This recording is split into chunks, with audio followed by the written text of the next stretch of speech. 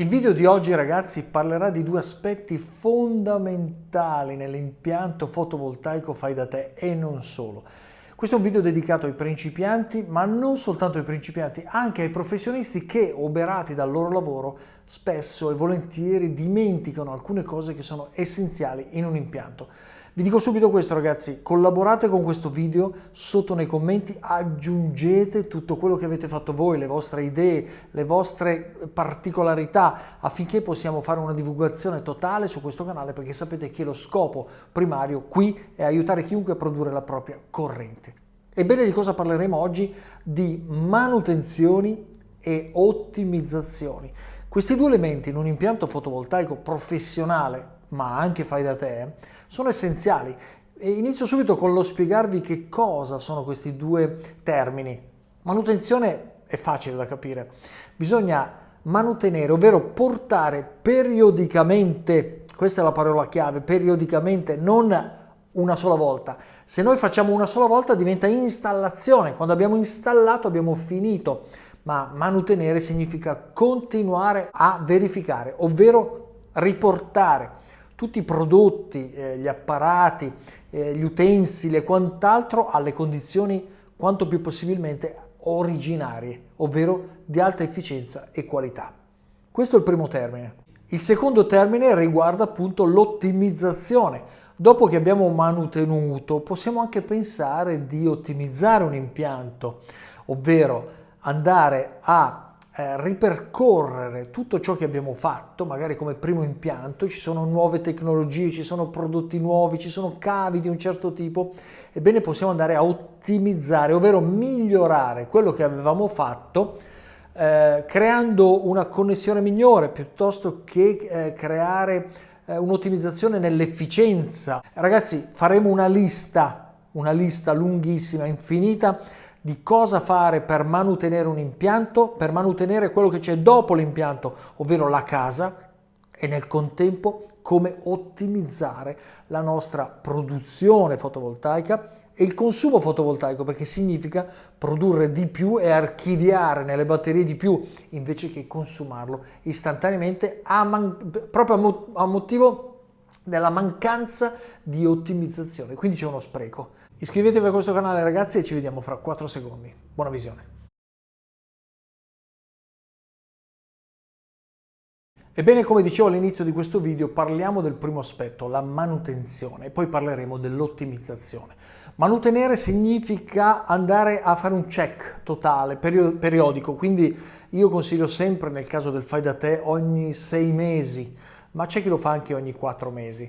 Che cosa andiamo a controllare? Ebbene, adesso vi farò tutta una lista di cose che vanno controllate nel vostro impianto fotovoltaico e in questo modo potrete fare un check se tutto funziona regolarmente, perché sapete che a motivo delle dilatazioni termiche, a motivo delle vibrazioni fondamentalmente, e anche degli elementi corrosivi, c'è tutta una serie di conseguenze chimiche, fisiche o casuali che vogliono distruggere il vostro impianto. Perché uso questo termine? Perché qui tiriamo in ballo la legge dell'entropia. La legge dell'entropia stabilisce delle regole incredibili, dove noi, se non tocchiamo qualcosa, questo qualcosa si consuma, si deteriora, nulla è eterno. Ecco perché la legge dell'entropia va anche fortemente in contrasto col motto perpetuo. Ebbene, l'entropia è anche presente nei nostri impianti, quindi da lì nasce l'esigenza della manutenzione. Cosa si fa? Partiamo subito in quarta con una lista, ragazzi. Innanzitutto sono passati 4-6 mesi dal vostro impianto, l'avete installato, siete contentissimi e ho visto i tantissimi messaggi che mi avete scritto nei video precedenti, anche i complimenti verso la Mania. Ragazzi, vi ringrazio sempre, perché questo canale sta diventando divulgativo, serio, e grazie a voi. Grazie a tutti voi iscritti, e vi incoraggio anche a dirlo ai vostri amici e quant'altro. Ora, che cosa si controlla? Innanzitutto dobbiamo controllare tutti i dadi e i bulloni. Quindi periodicamente noi dobbiamo andare ad avvitare ciò che era già avvitato. Ma attenzione, qui può esserci una trappola. Quando andiamo ad avvitare qualcosa che è già avvitato, potremo spanare. Ecco perché questo processo può essere pericoloso. Allora come si fa? Si fa con una chiave dinamometrica. Qui sotto c'è il link di quella che io uso sul mio canale. Non possiamo prendere una chiave dinamometrica, per intenderci, di quelle lunghe per le biciclette che lavorano da un minimo di 10 e allora cosa faccio? Faccio tutto a 10? No, perché i dadi, ad esempio, delle batterie vanno stretti, come dicono i fornitori della EVE, della Calb, vanno stretti a 7 newton. Ecco che dobbiamo prendere una chiave tipo questa che c'è sul mio canale, dove stringiamo da pochi newton fino a 30 e abbiamo la possibilità di stringere tutto. Ebbene, attraverso i vari video che ho fatto, ma qui ve ne menziono alcune, ad esempio quello delle batterie, noi con una chiave dinamometrica ci facciamo una tabella, se vogliamo, e andiamo a stringere che cosa? Tutti i dadi e i bulloni. Vi faccio alcuni esempi. Possiamo aprire la batteria, se abbiamo invece una fai da te a vista, possiamo controllare tutti i dadi. 7 newton, tan, tan, tan, e ci dà serenità perché diciamo sì, non si è smollato niente. Oppure scopriamo che, ma come mai, scusa, un dado di una batteria, che cosa può essere successo? Di tutto. Si chiama entropia. Quindi andare a risalire alle origini del perché un dado, un bullone si è smollato è dura. Importantissimo, quello dei cavi primari sui busbar, quindi dadi e bulloni inox con chiave da 13 o da 17 o da 19, che abbiamo stretto. Ebbene lì la dinamometrica viaggia, possiamo anche non usarla lì, cioè basta che stringiamo, non dico a morte, ma quasi. E lì scopriamo che spesso c'è ancora un quarto di giro da fare. Questo migliora la connessione, ma non dobbiamo esagerare. Quindi va fatto tutto in maniera calibrata. Abbiamo stretto quindi i busbar, abbiamo controllato i fusibili, i bulloni dei fusibili, i dadi, il controdado. Abbiamo controllato il BMS, quindi anche lì il dado del BMS. Abbiamo controllato sotto l'inverter e stringiamo anche quello. Non dobbiamo stringere, dobbiamo solo verificare. Ok? Incoraggio, ripeto sempre, a fare tutto questo con la dinamometrica, anche se sono quelli a spinta con tanti newton. Ragazzi, quando abbiamo stretto tutti questi dadi, dobbiamo andare a controllare quelli con le viti a croce, e quindi il nostro EPEVER. Togliamo il frontalino e ristringiamo i cavi delle connessioni, positive e negative. Poi un altro controllo va fatto sul tetto. Gli MC4 come sono? Si sono allentati, sono surriscaldati, si sono smollati? Dobbiamo verificare che la connessione sia a prova di acqua, che i cavi siano sollevati dal tetto e attaccati con le fascette al telaio dei pannelli. Ma sapete, le fascette sono di plastica, nel tempo si rovinano. Ecco perché alcuni usano fascettina metallica piuttosto che un filo di ferro, che rimangono, attenzione, non dovete stringere per tagliare il cavo, attenzione, è solo un sostegno. Perché va sostenuto? E questo è un altro controllo manutentivo, perché si possono annidare nel tempo nidi di piccione, foglie secche, rametti, sporco. Quello crea sotto il pannello un detrito che negli anni diventa un malloppo, diventa roba solida, che a fronte di una problematica è quella che, se avete fatto stringhe con tensioni alte, si sgancia un MC4, l'arco voltaico cammina e vi brucia le foglie e parte l'incendio sul tetto. Manutenzioni importanti, ragazzi. Quindi cosa facciamo se abbiamo foglie sporco là sotto? Saliamo con la canna dell'acqua e puliamo. Attenzione, tetti con imbragatura, lifeline, cioè non facciamo le cose sulle tegole così al terzo piano e ci facciamo malissimo. Ragazzi, in questo video non potrò farvi la lista del comportamento, si chiama, l'ho già detto in altri video, inerzia comportamentale, cioè dobbiamo prevedere cosa sto facendo e quali conseguenze possono esserci. È facile dire salgo su un tetto così con le tegole, un tetto di un casale antico con le tegole col muschietto bello verde da vedere, sì, ma diventa pattinaggio artistico. Allora, con l'inerzia comportamentale andiamo a capire che cosa stiamo facendo. Io vi do le linee guida per la manutenzione, poi la sicurezza deve seguire le sue linee guida quando saliamo sui tetti, ok? Quando ci sono in ballo tensioni. Bene, pulire foglie con la canna dell'acqua, con la scopa, gli impianti devono essere sempre puliti.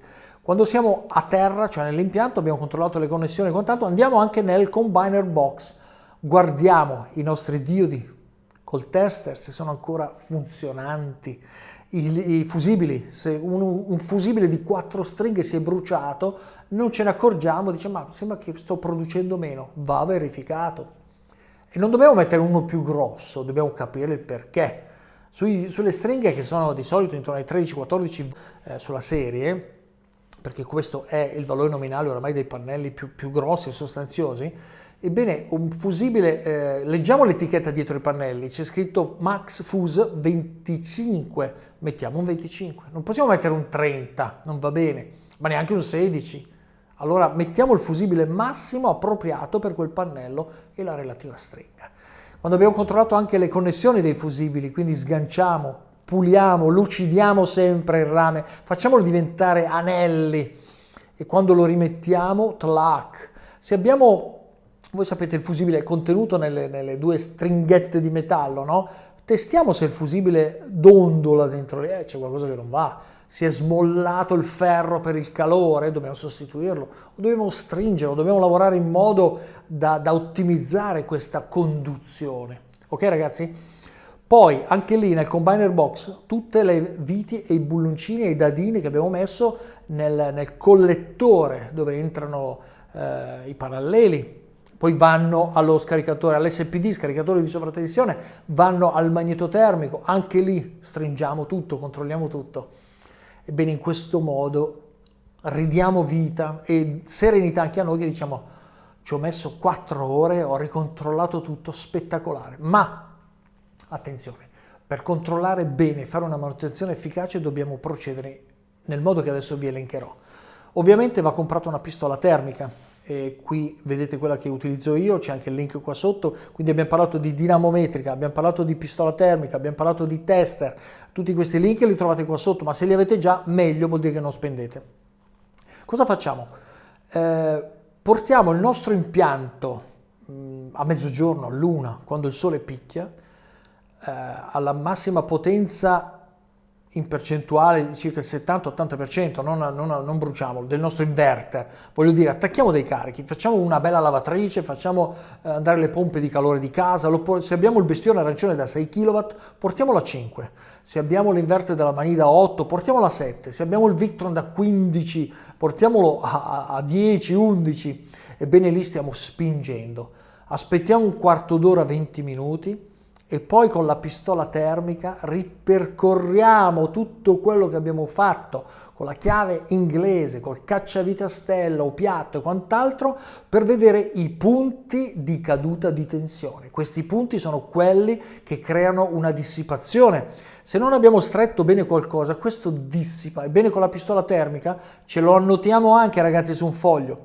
Fusibile al 70-80% della potenza dell'inverter. Ah, quant'è? È ovvio che scalderà, scalda il fusibile, ma non deve scottare, non deve arrivare a 80 gradi, 90 gradi. Se ci arriva, devo cambiare il fusibile, devo ottimizzare questo punto, perché lì sto perdendo troppa corrente.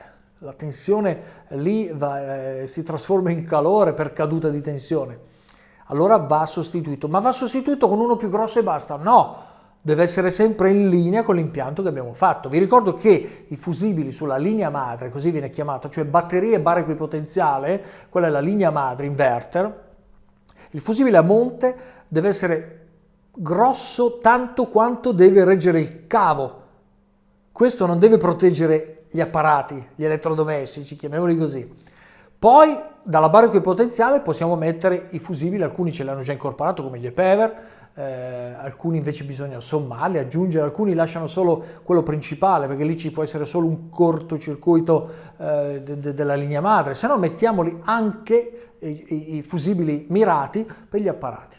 Ebbene, questi devono essere studiati dalle aziende, se le aziende non ve l'hanno fornito, di solito il fusibile è il 40-50% in più del valore di targa dell'apparato. Ok? Quindi cavo madre, se abbiamo messo un cavo da 50 mm quadri o da 70 mm quadri, ebbene il 500 A è anche poco. Quindi minimo deve essere quello. Ok? Poi scegliete voi se volete mettere il Mega Fuse piuttosto che il fusibile classe T, eccetera. Chiaramente anche lì più buono, più costa, ma è meglio. Le valutazioni di questo canale, avete visto tutti i video che sono partiti, sono per ottimizzare anche i costi. Un Mega Fuse che funziona da sempre a tutti voi, tutti noi, eccetera, costa 15 euro. Se pigliamo già un fusibile classettine costa 70, se pigliamo fusibili di una certa tipologia superiamo i 120-150 euro. È una scelta vostra se andare in quella direzione. Io dico sul cavo madre mi permetto di essere anche più economico, ma chiaramente qua molti di voi diranno no, il fusibile io lo voglio di un certo tipo, corrente continua che parte subito, non voglio il lamellare, va bene, va meglio, ok? Ragazzi, spendere per migliorare non c'è limite. Possiamo comprare cose astronomiche. Ci sono dei fusibili belli che pesano 1 chilo l'uno e mettiamo quello sul cavo madre. Ah, bellissimo. Non dobbiamo fare l'errore poi, mentre stiamo montando, di fare bam, un corto, ci siamo giocati il 300 euro. Attenzione a queste cose.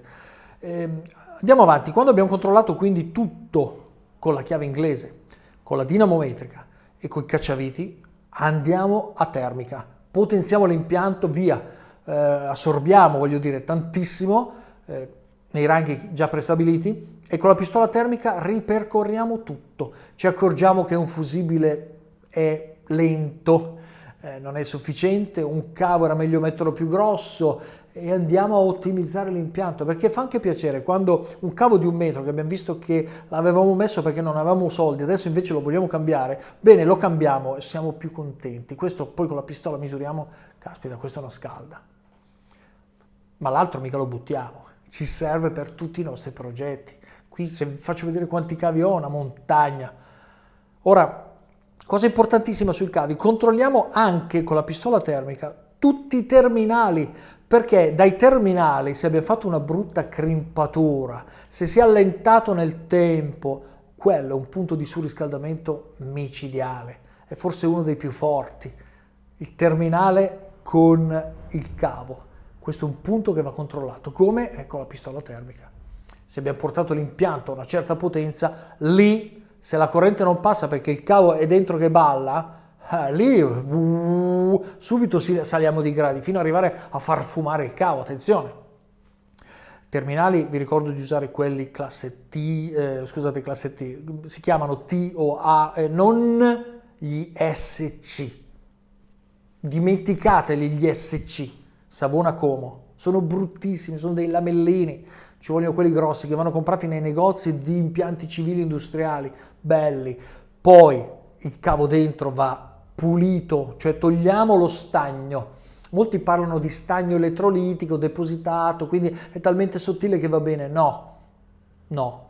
Rame su rame. Stagno è solo una protezione contro l'ossidazione, che nel tempo, lentissimo, non è che mettiamo un busbar di rame puro e si ossida in una settimana, è molto lento, ma la connessione rame-rame, o rame-alluminio, come nel caso delle batterie, o rame, quello che volete voi, è sicuramente molto meglio di qualsiasi altra superficie galvanizzata elettronicamente, piuttosto che a mano, piuttosto che con la fiamma, come volete voi, a bagnomaria. No, i cavi dovrebbero essere tutti di rame, pulito bene, il terminale lucidato dentro, inserito il rame, crimpato bene. Attenzione, crimpato bene non vuol dire strozzato a morte, perché sennò gli facciamo perdere la conduzione multilamellare dei cavi, perché quando stringiamo non dobbiamo stringere per far diventare il rame, il terminale, un pezzo unico. Attenzione, e quindi come facciamo a capirlo? Stringiamo come va stretto, io c'ho una formula mia che ho citato in un video, ve la ridico adesso. Quando stringiamo con una chiave pneumatica, olio pneumatica, quello che vogliamo noi, o anche quelle manuali con la leva lunga, eccetera, ebbene abbiamo stretto, abbiamo messo ad esempio le due morse da 50 mm quadri, dopodiché io metto quella da 35 e non la stringo a morte, ma gli do un paio di colpi per zam. E ragazzi, quella, ho fatto una prova in un video dove l'ho messo nella morsa e io col cavo 1,5 metri di qua, non esce. Quella è una connessione.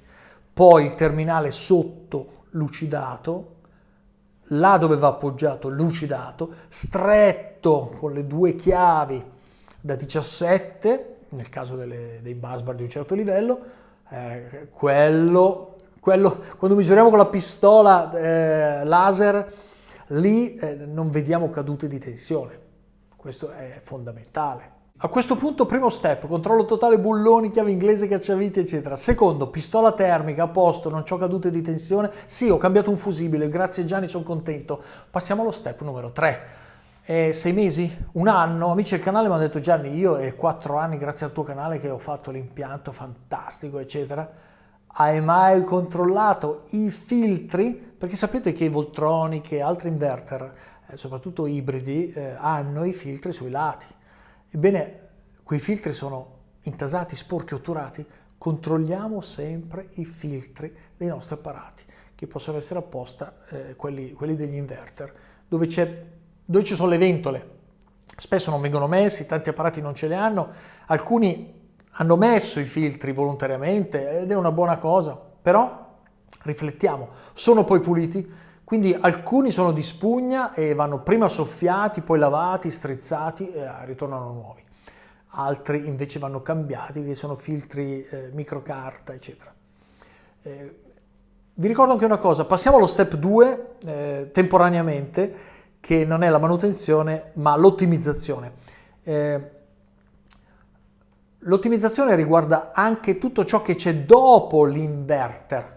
Abbiamo parlato di luci a LED, non ci sono più le luci a filamento, anche se erano carine, belle. Quando abbiamo energia da buttare via con il nostro fotovoltaico, è anche bello mettere una vintage a filamento che la guardiamo lì con la luce giallina che non sgarra mai, perché a volte abbiamo le LED che sto usando anch'io per fare questo video che ci picchiano in faccia. E lì ne approfitto per dirvi che nelle ottimizzazioni usare le LED va bene. Quale LED usiamo? Bene, abbiamo fondamentalmente 3 tipologie di colore, ok? Luce calda, luce naturale, luce fredda. Quando comprate una lampadina, guardate, sulla lampadina c'è scritto 2600, 3000, 3600 gradi Kelvin, quella è luce giallastra. Quando vedete 4000, 4500, 5000 è luce naturale bianca. Quando vedete 6000, 6500, 7000, quella è una luce di quel bianco freddo quasi azzurrognolo che a me sinceramente non piace. Io amo quella naturale, oppure in alcuni ambienti del mio salotto anche quella sui 2600 gradi Kelvin. Questo per dirvi ottimizziamo anche la qualità di vita attraverso le apposite LED. E tornando alla manutenzione, che dire dei filtri? Abbiamo parlato dei Voltronic, abbiamo parlato degli inverter, ma dei condizionatori? Da quant'è che non salite con la scala sul vostro condizionatore a togliere il filtro e pulirlo? Scommetto, scrivetemelo nei commenti se siete onesti, molti di voi hanno detto: mamma, c'ha ragione Gianni, è un po' che non lo faccio. Poi ditemi che cosa avete trovato. Attenzione, come togliete? Non sporcate tutto dentro. Togliete, scendete dalla scala, andate fuori, se no vostra moglie ne dice 4, e picchiate, soffiate, oppure con un compressore, polvere che esce a 1000. Che cosa abbiamo fatto così? Non abbiamo solo pulito, perché vi ricordo che la pulizia fa male solo alle tasche, ok? Non abbiamo solo pulito, ma abbiamo anche efficientato, cioè abbiamo migliorato il nostro condizionatore. Cosa significa questo? Significa che quando lui dovrà produrre il freddo o il caldo, avrà un'efficienza superiore, consumeremo meno corrente perché la temperatura ambientale si raggiungerà prima. Quindi questa è una miglioria fotovoltaica, cioè del nostro impianto, quando agiamo sugli apparecchi che utilizzano il nostro impianto, come i condizionatori, come le pompe di calore, anche le unità esterne, tutto deve essere pulito, ottimizzato. Un'altra cosa che riguarda le manutenzioni sono la verifica delle pompe. Cosa intendo per pompe? Ragazzi, le pompe dei pozzi, le pompe dei giardini, dell'autoclave, come funzionano? Hanno fondamentalmente un sistema a me non piace molto, però è quello più comune. Hanno il cosiddetto press control. Che cos'è? Praticamente è un dispositivo che viene messo sulla condotta, partendo dalla pompa, viene messo dopo. Questo cosa fa? Questo rileva la pressione interna, cioè quando noi apriamo un rubinetto, si scarica quella pressione lì e quindi l'interruttore, il pressostato press control sarebbe il pressostato che rileva questo calo di pressione, pam, fa unire i contatti, chiude il contatto, parte la pompa. Quindi dal pozzo o l'autoclave, nel caso di un condominio dove c'è la spinta, questo parte e porta l'acqua là dove la utilizziamo nei rubinetti. Quando il rubinetto viene chiuso, quindi tutti chiudono il rubinetto, o a casa nostra chiudiamo il giardino, non dobbiamo innaffiare più, chiudendo il rubinetto la pompa continua a spingere all'interno delle condotte, sale la pressione e il press control, cioè il pressostato, dice pam, basta, mi fermo. Spesso questi strumenti si danneggiano e quindi cosa fanno? Funzionano, ma non sempre. E a volte rimangono bloccati con la pompa del pozzo che funziona sempre. Noi non ce ne accorgiamo, perché non siamo lì con l'orecchio, ma lei continua a girare, consumando 700, 1000, 1200 watt. Bene, verifichiamo se il nostro pressostato sta funzionando correttamente. Attenzione, a questo dobbiamo anche aggiungere un'altra cosa. Se abbiamo un rubinetto che gocciola, quando il nostro pressostato si è fermato, pam, fermo, quello sembra una scemata, ma dopo 10-15 gocce già abbiamo ridotto la pressione all'interno dei tubi e il pressostato, pam, richiude il contatto e dà il consenso alla pompa per ripartire. Questo perché, ragazzi? Perché non abbiamo una condotta di aria, l'aria è comprimibile. Quindi noi riempiamo, anche se c'è qualche gocciolamento, qualche piccola filtrazione dell'aria, prima che scenda la pressione deve scendere diverse atmosfere. I liquidi non sono comprimibili. Significa che la pressione sale rapidamente. Quando la pompa spinge, pam, si spegne subito se il rubinetto è chiuso. Ma se gocciola, la pressione dei liquidi non comprimibili si scarica molto rapidamente. E quindi 10 gocce, pam, e riparte il motore. Plim, plim, plim, pum, e va avanti così, dove parte la pompa e il pressostato la ferma, poi 10 gocce parte e andiamo avanti così, rovinando il motore, rovinando i contatti del pressostato, perché hanno un numero di contatti anche loro e quant'altro. Quindi questa manutenzione, ovvero questo controllo, questa miglioria va fatta. Io, per quanto riguarda i giardini, consiglio agli amici del canale, invece del pressostato, di utilizzare l'interruttore. Ci sono anche interruttori domotici, ci sono interruttori manuali, quello che volete voi. La pompa connessa a un interruttore. Che sia un domotico timerizzato, che lui a una certa ora parte, in quel modo lì non avete pressostati che devono controllare e funzionare sempre sulla pressione. Anche se avete perso qualche goccia, quello rimane fermo, perché questo timer, domotico manuale che sia, rileva, chiude il circuito e dà la corrente direttamente alla pompa. Quindi se noi mettiamo immaginiamo i due, quello più semplice è quello manuale, cioè devo innaffiare il giardino, tac, finito, pam, fine. Quello più complesso ma semplice, quello wifi domotico, vi metto anche il link di questo, è un interruttore che noi programmiamo tutte le sere alle 18. Vi ricordo che i giardini non vanno innaffiati quando c'è il sole diretto, mai. Non vanno dati neanche i concimi nei giardini quando c'è il sole diretto, perché bruciano, soprattutto il solfato di ferro che serve per dare il verde sull'erba. Non bisogna mai buttarlo, quando appena abbiamo innaffiato buttiamo quello, poi c'è il sole, bruciamo tutto, deve essere dosati, eccetera. Ma qui adesso, scusate, stiamo entrando in un altro pianeta. Cosa facciamo quindi? Mettiamo un domotico collegato alla pompa, lo programmiamo tutte le sere alle 18, parti per 10 minuti. Lui arriva alle 18, tic, parte la pompa, poi tac, si è spento. È molto meglio dei pressostati. Non possiamo farlo chiaramente sulle autoclavi, cioè quelle pompe che spingono l'acqua nelle tubature dei condomini, perché lì non è che possiamo andare manualmente, ma lì deve esserci un dispositivo automatico. Quando chiedo acqua, la pompa deve partire. Controbilanciata anche da un vaso di espansione, perché non è che possiamo fare tic con l'acqua che cala, no, c'è un vaso di espansione che mantiene la pressione a 1,5, 2,5, dipende. Quando cala leggermente parte la pompa per ripristinare quello, quindi abbiamo la continuità. Ragazzi, tanti dettagli se li ometto è perché veramente avremo tantissime cose da dire e mi piace dirvele, ma devono essere progressive, ok? Come vedete gli aspetti sono tanti, ecco perché vi dico nei commenti aggiungetene altri, perché come dico sempre nella mia testa oramai ci sono milioni, con la gli, milioni di cose e ragazzi oramai qua stiamo vacillando. Quindi scrivetemi quelle che sono state alcune cose che avete fatto, alcune idee che avete avuto, alcune cose che vi sono successe per cui siete intervenuti.